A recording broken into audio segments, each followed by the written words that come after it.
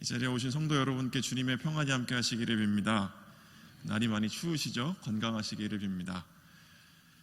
오늘 시편 90편을 함께 읽었습니다. 이 시편에 있는 제목은 하나님의 사람 모세의 기도라는 제목입니다. 이 말씀을 묵상하다 보면 이게 하나님의 사람 모세의 기도라고 되어 있기 때문에 말씀을 묵상하다 보면 과연 나의 기도는 어떠한가 한번 돌아보게 되는데요. 제가 그 생각을 하다가 인터넷에서 어떤 몇몇 사람들의 기도문을 찾아보게 되었습니다. 아이들의 기도문인데요. 제가 몇 개만 예를 들어서 보겠습니다. 사랑하는 하나님, 오른쪽 뺨을 맞으면 왼쪽 뺨을 대라는 건 알겠어요. 그런데 하나님은 여동생이 눈을 찌르면 어떻게 하시겠어요? 사랑을 담아서 테레사. 이게 첫 번째고요. 두 번째는 하나님은 천사들에게 일을 전부시키시나요? 우리 엄마는 우리들이 엄마의 천사래요. 그래서 우리들한테 심부름을 다 시키시나 봐요. 세 번째 기도문도 보겠습니다. 하나님, 착한 사람은 빨리 죽는다면서요. 엄마가 말하는 걸 들었어요. 저는요 항상 착하지는 않아요. 마지막 기도문은 이렇습니다. 하나님, 남동생이 태어나게 해주셔서 감사합니다. 그런데 제가 정말 갖고 싶다고 한 건 강아지예요. 저희가 웃으면서 들었는데요. 아이들의 기도를 하더라도 그 안에는 우리가 하나님을 어떻게 생각하는지가 나타나는 것 같습니다. 우리의 기도에도 우리가 믿는 하나님은 누구신지가 드러나기 마련입니다. 그렇다면 오늘 우리가 시편 90편 모세의 기도를 읽었는데요. 이 기도 시편에서 이스라엘이 고백하는 하나님은 어떤 분이신지 한번 살펴보려 합니다. 먼저 성경책 1절하고 2절을 제가 읽어보면 이렇습니다. 주여, 주는 대대에 우리의 거처가 되셨나이다. 산이 생기기 전 땅과 세계도 주께서 조성하시기 전 곧 영원부터 영원까지 주는 하나님이시니이다. 들으셨지요? 주여, 주는 대대에 우리의 거처가 되셨나이다. 이 거처라는 말 히브리어로 살펴보면 그 단어는 마온이라고 하는 단어인데요. 이 단어는 두 가지 뜻을 동시에 갖고 있는 단어입니다. 하나는 피난처이고 하나는 안식처라는 뜻입니다.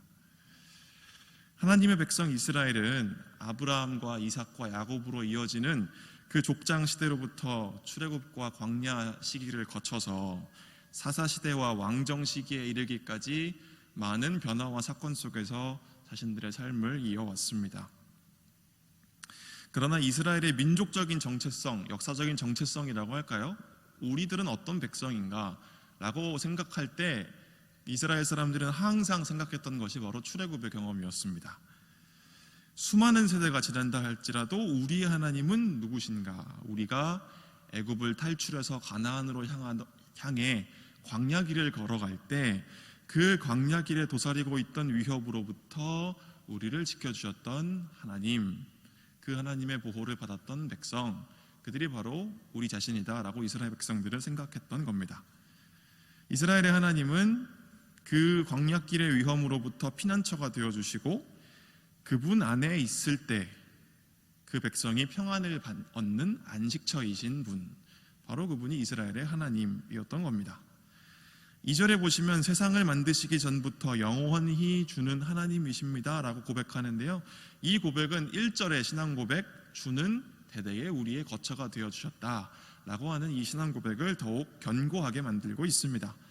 영원히 세상을 창조하신 분이시자 세상의 주권자이신 분, 이 하나님이 우리의 주인이시고 그렇기 때문에 하나님은 세상에 어느 대피소가 있다 할지라도 더 안전하게 우리를 지켜주시고 어느 쉼터보다도 더 큰 평안을 그의 백성들에게 허락하시는 분이다라는 겁니다. 신학자 한 사람이 있는데요.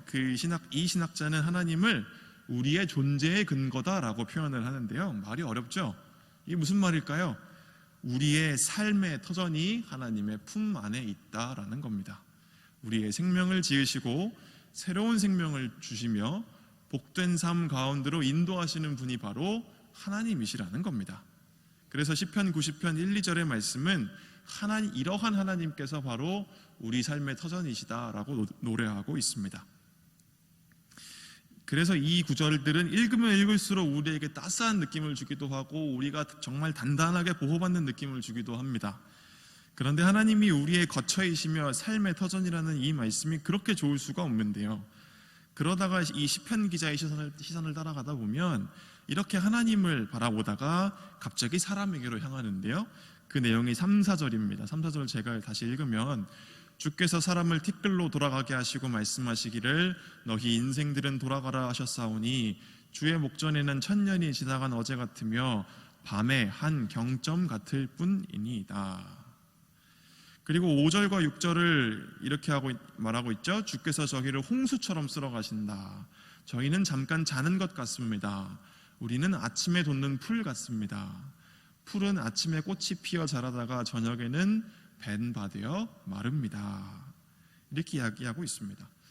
3절부터 6절까지를 쭉 보시면 하나님 앞에서 인간의 삶이, 인간의 인생이 어떠한지를 잘 알 수가 있습니다. 어떤 것이 인생일까? 그것은 바로 하나님 앞에서 우리는 홍수에 떠내려가는 부스러기 같을 뿐이다 라는 겁니다. 잠깐 자는 것, 아침에 피어나 저녁에 시드는 풀 같다라는 겁니다. 무슨 말일까요? 우리네 인생이 그토록 더덥고 허망한 인생이다 라고 말하고 있는 겁니다. 이 구절을 읽을 때마다 저는 영국 교회에서 장례식에서 읊는 그 구절이 있거든요. 그 구절에 생각나는데 그 구절을 제가 잠깐 소개하면 이렇습니다. 이제 우리 형제의 영혼을 전능하신 하나님께 맡기오며 그 육신을 대지에 안장하니 흙은 흙으로 재는 재로 먼지는 먼지로 돌아가리라 합니다. 온갖 짓을 다 하면서 살다가도 그 마지막에는 누구나 예외 없이 흙에서 흙으로, 먼지에서 먼지로, 재에서 재로 돌아가고 마는 것이 바로 우리네 인생인 것 같습니다. 최근에 인간 100세시다라는 말 들어보셨죠?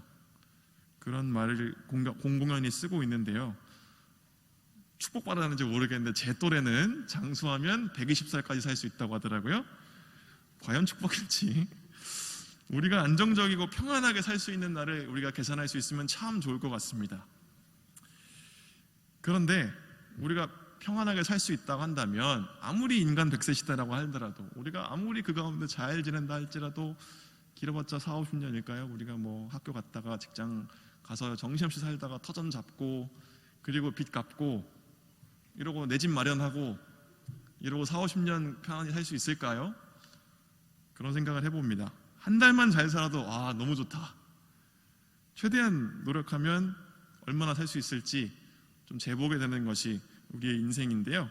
성경은 이 모든 것이 하나님 앞에서는 지나간 어제와 밤의 한순간 같을 뿐이라는 것을 말씀하고 계십니다. 우리네 인생에 대한 이러한 시편 기자의 고백은 어디서 나온 것일까요? 영원히 우리의 거처가 되시는 하나님, 그분을 생각하다 보니 자연스럽게 그분 안에서 우리는 이토록 허망한 인생이구나 라는 겁니다.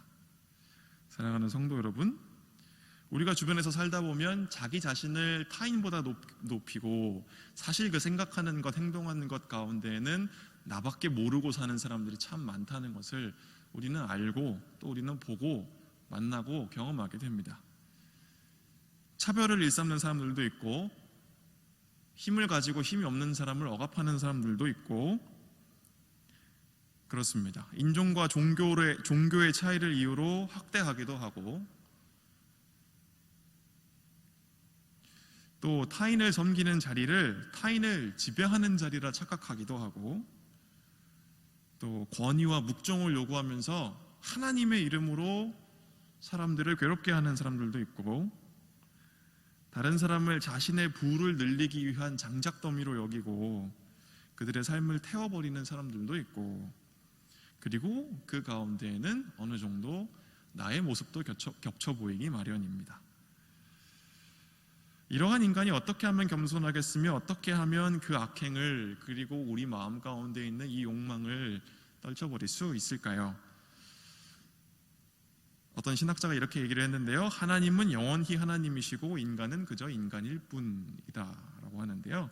바로 이 사실을 우리가 가슴 깊이 느낄 때에 하나님은 영원하시고 그 앞에서 우리는 지나가는 먼지와 같습니다 라고 고백할 수 있을 때에야 비로소 우리는 우리의 욕망을 마음속에서 떨쳐버릴 수 있지 않을까, 그렇게 묵상해 봅니다. 참으로 우리는 영원하신 하나님 앞에서 그저 덧없는 인생일 뿐인 것입니다.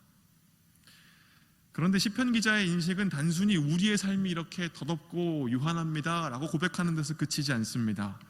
제가 성경 말씀을 오늘 7절까지 읽었지만 우리 8절과 9절까지 제가 한번 읽어보면, 주께서 우리의 죄악을 주의 앞에서 놓으시며 우리의 은밀한 죄를 주의 얼굴빛 가운데 두셨사오니 우리의 모든 날이 주의 분노 중에 지나가며 우리의 평생이 일식간에 다하였나이다. 영원하신 하나님 앞에서 덧없는 인생, 이 인생은 하나님의 진노 아래에 놓여 있다라고 시편 기자는 오늘 말하고 있습니다. 이 사람이 정말 알려주고 싶은 것은 바로 이것입니다. 우리는 누구인가 하는 거죠. 바로 죄인이라는 겁니다. 우리는 어디에 있는가? 하나님의 진노 앞에 있다라는 겁니다. 바로 이것이 인간의 삶이 어떠한 것인가, 이것을 아주 잘 알려주고 있습니다. 성도 여러분, 만일 우리가 하나님을 지금 마주하게 된다면, 우리가 이 예배를 마치고 문을 딱 여는 순간 갑자기 천국의 빛이 비치고 하나님이 앞에 딱 나타나신다고 한다면 우리는 하나님께 뭐라 말씀드릴 수 있을까요? 우리가 흔히 하나님을 만났다라고, 하나님의 음성을 듣는다라고 말을 하는데, 하나님이 우리의 목자가 되시고 우리의 친구가 되시고 우리의 아버지가 되신다고 말을 하는데, 우리가 하나님의 사랑과 은혜를 익히 고백하는데, 그래서 어쩌면 우리가 하나님을 뵙게 된다면 너무나 기쁘지 않을까 생각을 해보지요. 하지만 성경에 따르면 하나님을 마주한 인간이 가장 먼저 깨닫는 것은 나 자신의 죄, 나 자신의 한계, 그리고 나에게 닥쳐올 죽음이라고 성경은 말합니다. 이스라엘의 사사 기드온이 하나님의 사자를 만났을 때에, 삼손의 아버지인 마노아가 하나님의 사자를 들판에서 만났을 때에, 심지어 예수님께서 밤새도록 고기를 잡지 못한 어부 시몬이 넘치도록 물고기를 잡도록 도와주셨을 때에, 그때 그들의 입에서 터져나온 고백이 뭔지 기억하시나요? 그것은 한결같았죠? 주님, 나를 떠나주십시오. 나는 죄인입니다. 내가 하나님을 만나 죽게 되었습니다. 그렇습니다. 하나님께서는 이 말씀을 통해서 우리에게 이렇게 말씀하십니다. 하나님 앞에서 너가 누구인 줄을 알아라. 너는 덧없는 인생이요 죄인이니라. 이 말씀을 통해서 성경은 하나님은 하나님이시고 인간은 인간일 뿐이라는 이 진리를 우리에게 깨우쳐 주고 있는 겁니다. 우리는 여기서 우리 사회와 개인의 삶에 만연한 타락과 부패와 악행의 뿌리를 볼 수 있습니다. 바로 이러한 인식, 하나님은 하나님이시고 인간은 그 앞에서 그저 아무리 날고 기어봤자 인간일 뿐이다 라고 하는 이것, 인간은 다 하나님의 진노 아래에 놓인 백성이라고 하는 이러한 인식이 없기 때문에 우리가 엇나가고 방황하고 타인의 삶을 괴롭게 하고 자기 자신의 이익만을 추구하고 이 사회에 불의를 불러오는 것입니다. 11절을 보시면, 누가 주의 노의 능력을 알며 누가 주를 두려워해야 할 때로 주의 진노를 알리이까 하는데요, 아무도 모릅니다. 그래서 우리가 이 모양입니다 라고 시편 기자는 말하고 있는 것입니다. 인간이 하나님 앞에서 범죄하는 이유가 바로 이러한 사실, 하나님이 하나님이시고 인간은 인간이라는 이 사실을 모른다는 것, 그것 때문에 하나님 앞에서 인간은 범죄한다. 이것을 알기에 시편 기자는 이렇게 덧붙입니다. 우리의 연수가 70이요 강건하면 80이라도 그 연수의 자랑은 수고와 슬픔뿐이요 신속히 가니 우리가 날아가니이다. 우리에게 우리 날 계수함을 가르치사 지혜로운 마음을 얻게 하소서. 사랑하는 성도 여러분, 우리의 인생은 비록 저는 짧은 인생을 살았기 때문에 아직 잘 모르겠지만, 우리의 인생은 화살처럼 날아가 버리듯 짧은 인생임을 아는 것이 바로 지혜라고 오늘 성경 말씀은 가르쳐주고 계십니다. 우리가 겸손할 수 있다면, 우리가 바르고 선한 길을 갈 수 있다면, 우리가 하나님 나라의 백성으로 살아갈 수 있다고 한다면, 그 동력은 우리가 하나님 앞에서 우리의 나를 계산할 줄 아는 지혜에 있는 것입니다. 그렇다면 왜 이러한 생각을 해야 하고 오늘 이 시편에서 모세는 왜 이러한 고백을 하고 있는 것일까? 여기서 이 시편이 어떤 시편인지 그 정체가 드러나는데요, 이 시편은 다름 아니라 이스라엘 백성의 회개 기도입니다. 그렇기 때문에 여기서 시편 기자가 이와 같은 고백을 하고 있는 것입니다. 구약 성경에서 일관되게 흐르고 있는 성서의 정신이 있습니다. 그 정신은 하나님은 자기 백성에게 거하시지만 그 백성이 거듭 죄를 지을 경우에는 하나님이 머무시는 곳이 더러워진 끝에 결국 하나님은 자기 백성을 떠나시고 만다. 이것이 바로 구약에 흐르는 성서의 정신이지요. 그렇습니다. 거룩하신 하나님은 죄가 만연한 곳에 자리하시지 않습니다. 가나안 정탐을 이스라엘이 마치고 저 여호와가 우리를 이곳으로 끌어 다 죽게 만들었도다 라고 원망의 말을 토해냈을 때에 하나님께서는 내가 너희와 함께하지 않는다 라고 말씀하셨습니다. 어린 사무엘에 길렀던 엘리 제사장의 시대를 기억하시죠? 백성들이 하나님 앞에서 옳게 행하지 않았을 때에 하나님은 이스라엘을 떠나셨고 이스라엘의 언약궤가 그 전쟁터에 나갔음에도 불구하고 이스라엘은 블레셋과의 전쟁에서 패하고 그 언약궤를 빼앗기고 말았습니다. 그 왕들이 그리고 그 백성들이 거듭 죄를 지어서 이스라엘이 하나님의 말씀을 순종하지 않을 때 결국 이스라엘은 이방 민족의 손에 나라가 멸망당하고 포로로 잡혀가고 말았습니다. 우리의 삶을 보아도 거듭된 죄악은 우리의 관계를 단절시킵니다. 사랑하는 사람들에게서 우리가 거듭 외면당할 때 우리는 잘못을 저지른 일을 떠나갈 수밖에 없는 것입니다. 신뢰하던 이에게서 거듭 배신을 당할 때 우리는 그를 떠나갈 수밖에 없는 것입니다.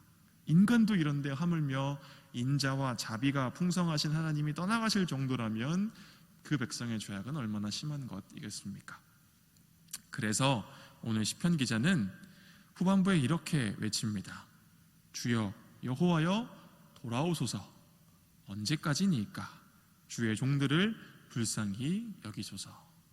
이 탄식을 묵상해 보면 시편 기자가 얼마나 오랫동안 그 고통의 상황에 놓여 있는지 짐작하게 합니다. 더 이상 희망이 없어 보일 정도로 그토록 오랫동안 구원이 유보되어 있는 상황, 구원이 온다라고 하지만 오지 않고 있는 그 상황, 그 가운데에서 오늘 이 시편 기자가 탄식하고 있는 것입니다. 말씀을 보십시오. 주님, 우리가 괴로웠던 시간만큼 기쁨의 시간으로 되갚아 주십시오. 주님의 인자하심을 주시고 부디 은총을 내려주십시오 라고 말하고 있습니다. 얼마나 애달프게 노래하고 있는지 모릅니다. 고난의 시간을 지나보신 분들은 저보다도 더 이 말씀을 잘 이해하시리라 믿습니다. 주님 언제까지입니까? 제발 우리를 불쌍히 여겨주십시오 라고 하는 이 탄식은 절로 나올 수밖에 없는 것이고, 하지만 성경은 이러한 절망의 현실을 해결하는 것은 결국 하나님께서 그의 백성에게 돌아오시는 일 외에는 없다라고 말씀하고 있는 것입니다. 저는 서울 깍쟁이입니다.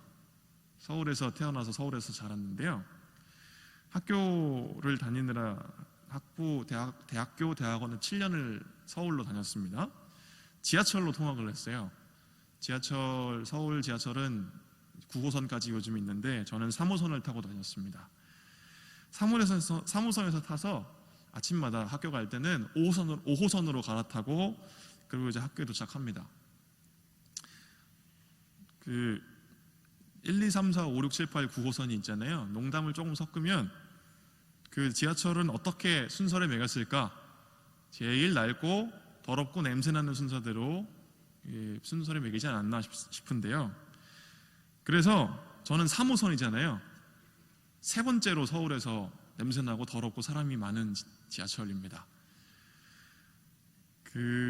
그래서 저는 사실 늘 지하철을 타기 싫은데 버스를 타고 갈 수가 없기 때문에 그 지하철을 타고는 했습니다.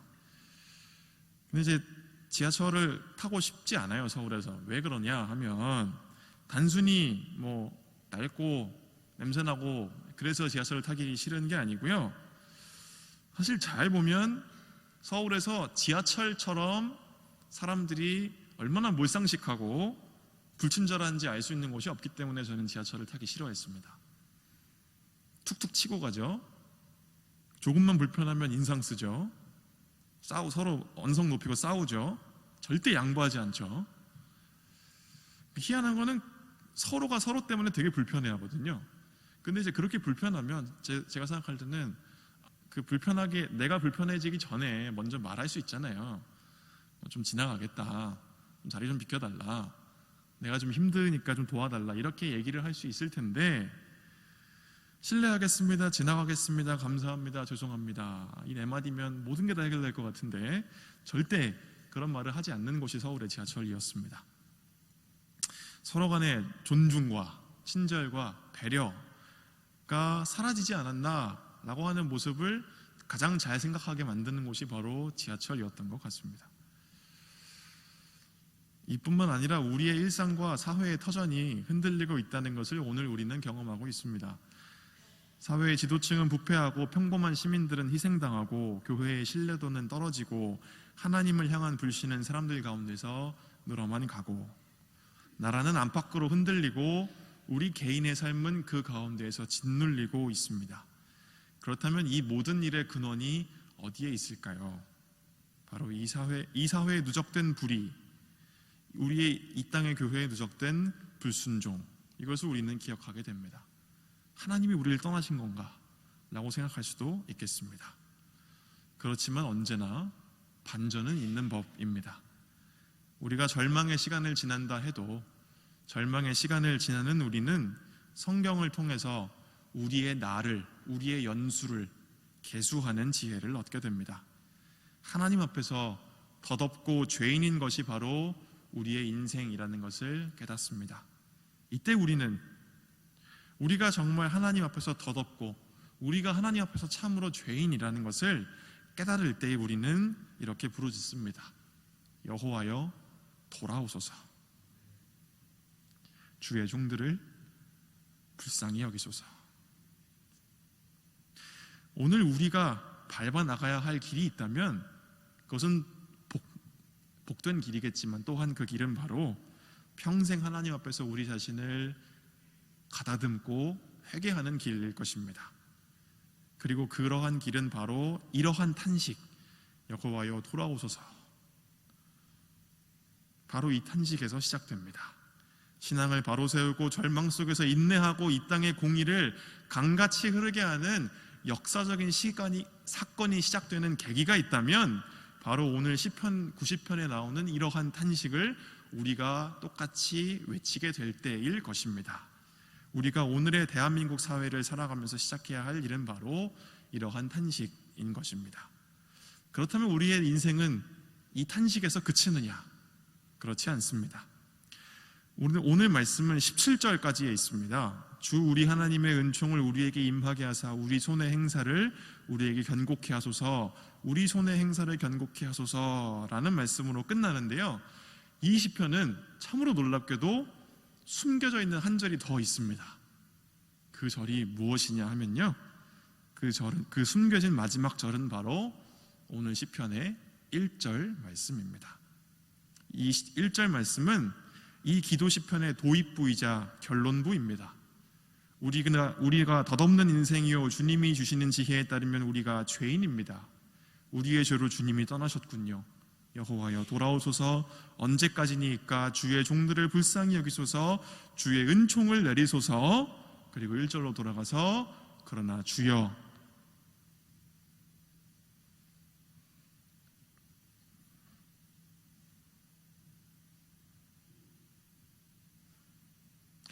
주는 대대에 우리의 피난처와 안식처가 되셨나이다. 사랑하는 성도 여러분, 우리의 일상과 우리가 살아가는 이 땅, 이 사회의 단면 하나하나를 겸허하게 돌아보면서 우리가 참으로 하나님 앞에서 우리 자신을 꾸준히 돌아보고 우리의 행동을 가다듬고 그리고 하나님 앞에 우리의 죄를 회개할 수 있는 그런 우리가 되었으면 좋겠습니다. 주님이 주신 지혜가 우리가 누구며 하나님이 누구이신지를 알게 할 것입니다. 인간의 죄가 무엇이며 우리가 어떻게 살아가야 할지를 알게 하실 것입니다. 침묵하며 악한 것이 있을 때 그 가운데에서 묵종하는 것도 외에 그것만 빼고 모든 일을 할 수 있도록 하나님께서 우리를 이끌어 주실 것입니다. 요즘 코로나 바이러스 때문에 난리죠. 조심해야겠지만 너무나 크게 두려워하고 염려하고 근심하지 말아야 할 것은 주님께서 우리의 피난처와 안식처가 되시기 때문입니다.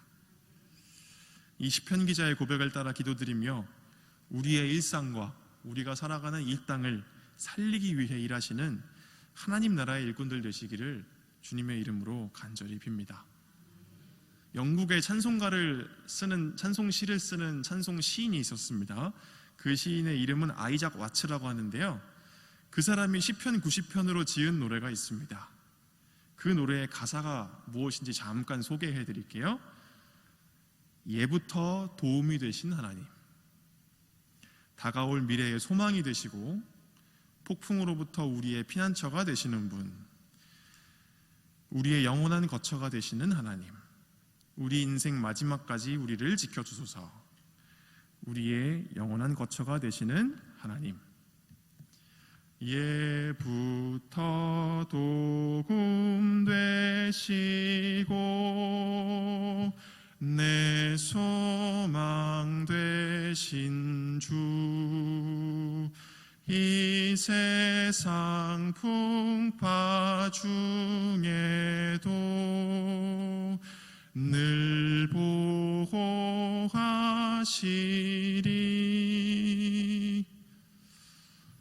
이 고백이 저와 여러분의 삶에 항상 있기를 주님의 이름으로 소원합니다. 아멘. 우리 함께 주신 말씀 놓고 함께 기도하겠습니다. 그리고 더불어 몇 가지 기도 제목을 놓고 함께 기도하겠는데요, 첫 번째 기도 제목은 우리 오늘 주신 말씀으로 기도할 때에 영원하신 하나님 앞에서 우리 인생이 화살같이 짧게 지나감을 기억하며 하나님과 사람 앞에서 겸손히 행하는 우리 시온성교회 모든 성도분들 되었으면 좋겠습니다. 우리 먼저 이 기도 제목 가지고 함께 기도하겠습니다.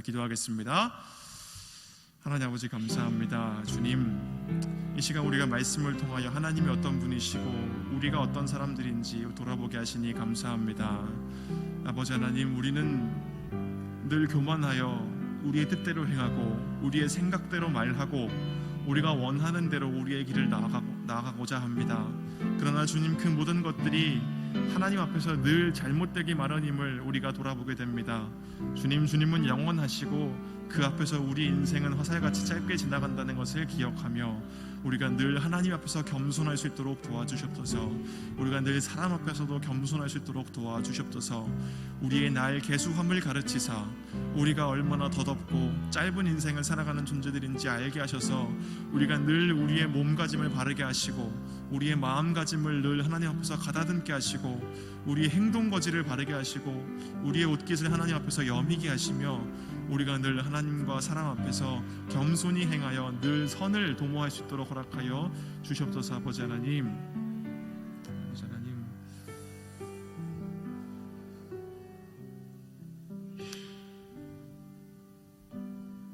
두 번째 기도 제목 위해서 함께 기도하겠습니다. 우리 교회의 지체들과 우리 환자들을 위하여 기도하겠습니다. 우리의 피난처와 안식처가 되어주시는 하나님의 품 안에서 현재 병상에 누워있는 모든 환자들이 치유함을 얻고 또 더불어 지금 퍼지고 있는 신종 코로나 바이러스 사태에서 우리 시온성교회 모든 지체들과 그들의 가족들과 친구들과 동료와 이웃들이 하나님의 보호하심을 받아서 안전할 수 있도록 함께 마음을 모아 기도해 주시기를 바랍니다. 함께 기도하겠습니다. 아버지 하나님, 우리 이 시간 말씀을 의지하여 우리 하나님께 고백합니다. 우리 말씀을 의지하며 하나님 앞에 우리가 이 말씀을 가지고 선포합니다. 주님은 대대에 우리 피난처가 되시고 우리 안식처가 되어 주셨음을 우리가 기억하고 고백합니다. 아버지 하나님, 하나님의 품 안에 병상에 누워있는 모든 이들을 품어주시고 주님의 치유하시는 손길로써 주님 그 모든 사람들을 치유하여 주시옵소서. 그들의 아픈 병이 남을 받을 뿐만 아니라 그 병과 그 고통의 세월로 인해 뭉개져 있고 찌그러져 있고 어그러져 있는 그들의 마음과 그 상한 영혼과 상처받은 그 심령까지도 주님 치유하여 주옵시고 그 모든 형편 때문에 어려워져 있는 그 삶의 그 무게들로부터 자유하게 도와주시옵고 주님, 그 모든 사태로 말미암아 그 마음의 짐을 지어가며 이 삶을 살아가면서 고생하고 있는 그들의 가족들과 친구들과 이웃들을 주님 또한 자유하게 하여 주옵소서. 아버지 하나님, 지금 신종 코로나 바이러스 사태로 많이 어려운 가운데 있습니다. 주님, 이 모든 것들을 막기 위하여 노력하는 모든 의료진들과 또 모든 고관들을 주님께서 돌보아 주셔서 지혜와 능력을 더하여 주옵시고, 또한 이 사태 가운데서 우리가 보호받아 안전할 수 있도록 주님 역사하여 주옵시고, 그러나 우리 마음 가운데 주님을 의지하고 신뢰하고 주님의 도우심을 확신함으로 우리 마음 가운데서는 두려움과 의심과 염려의 그늘이 다 물러가게 하여 주옵소서. 하나님, 우리 마지막으로 우리 교회 사역자들을 위하여 함께 기도하겠습니다. 먼저는 담임 목사님과 교역자들이 하나님의 뜻을 따라 목회 사역을 잘 감당할 수 있도록 기도해 주시고, 더불어 그 일에 동역하는 교회의 모든 지체들이 성령의 능력을 힘입을 수 있도록 우리 함께 기도해 주십시오. 함께 기도하겠습니다. 아버지 하나님, 감사합니다. 주님이 이 사랑하는 시온성교회에 우리 담임 목사님을 보내주시고, 또 함께 섬길 수 있는 모든 목사님들과 전도사님들을 보내주시고, 또 동역할 수 있는 그 하나님의 오른손들로서 아버지 하나님, 이 모든 성도분들을 보내주시며 주님 감사드립니다. 하나님, 먼저 우리가 하나 되게 하여 주셔서 우리가 우리의 막힌 담을 허무시고 우리가 서로의 마음을 건너갈 수 있는 다리가 되어주시는 예수 그리스도를 힘입고 의지하고 그분을 닮아서 우리가 온 마음이 하나가 될 수 있도록 도와주시고, 우리의 뜻이 하나가 될 수 있도록 도와주시고, 우리의 말과 생각과 행동하는 모든 것들이 하나님의 인자하심과 자비하심 가운데에서 선한 길로 한데 모일 수 있도록 허락하여 주시옵소서. 우리 담임 목사님과 교역자들이 하나님의 뜻을 따라 목회 사역을 잘 감당할 수 있도록 주님 이끌어 주시고, 뿐만 아니라 그 일에 동역하는 교회의 모든 지체들이 성령의 능력을 힘입어 하나님이 원하시는 뜻이 무엇인가 깨닫고 그 모든 것을 행하며 우리 교회가 정말 성령의 능력 안에 있는 교회가 될 수 있도록 주님 허락하여 주시옵소서.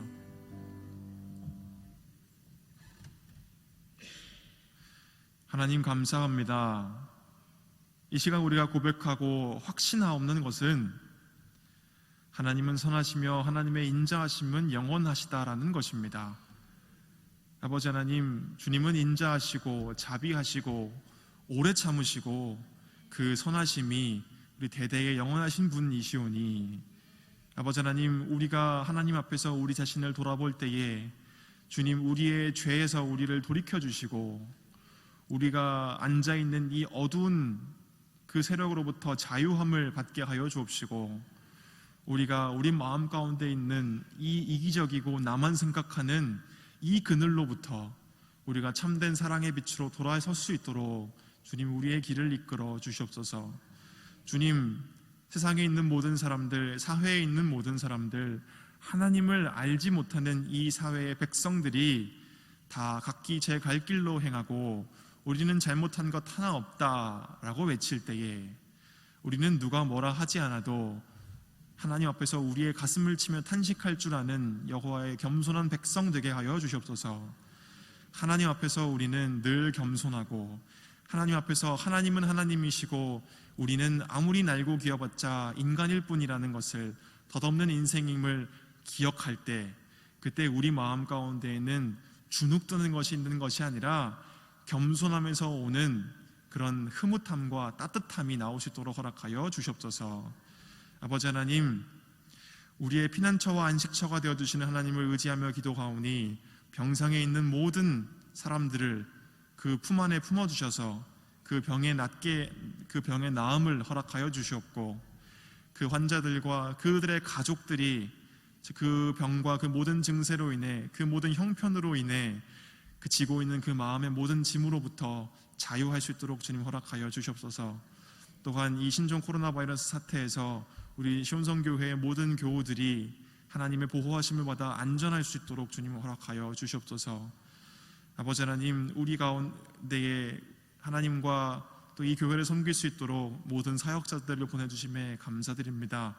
하나님, 담임 목사님과 함께 섬기는 교역자분들과 또 함께 동역하는 우리 교회의 모든 지체들이 성령의 능력으로 힘입을 수 있도록 도와주시고, 하나님, 그리하여 우리 시온성교회가 성령의 능력을 힘입은 교회가 될 수 있도록, 성령의 능력 안에 머무는 교회가 될 수 있도록 허락하여 주시옵소서.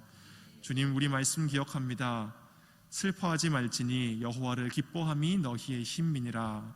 하나님, 마음에 근심하고 걱정하고 염려하고 두려워하고 근심하기 쉬운 이때에 우리는 그러하지 아니하고 여호와 하나님을 기뻐함으로 힘을 얻을 수 있도록 주님 도와주시옵소서. 예수님의 이름으로 기도드립니다.